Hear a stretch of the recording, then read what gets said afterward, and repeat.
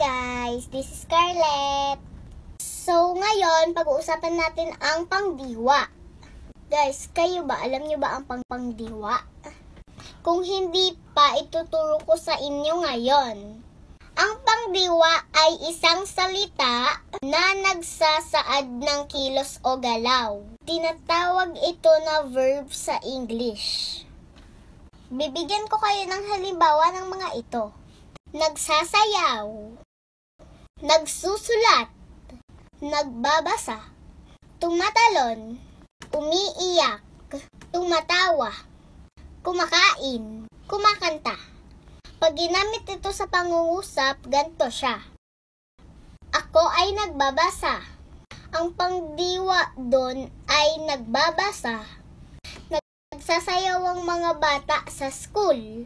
Ang pangdiwa doon ay nagsasayaw. Kumakain kami ng Jollibee. Pangdiwa doon ay kumakain. Ang aso ay tumatakbo palabas ng bahay. Ang pangdiwa doon ay tumatakbo. Natutulog ang aking pusa. Ang pangdiwa doon ay natutulog. So, ayan muna ang masashare ko sa inyo ngayon. Kung hindi ka pa naka-follow, i-click mo lang yung follow button para marami ka pang matutunan sa channel ko.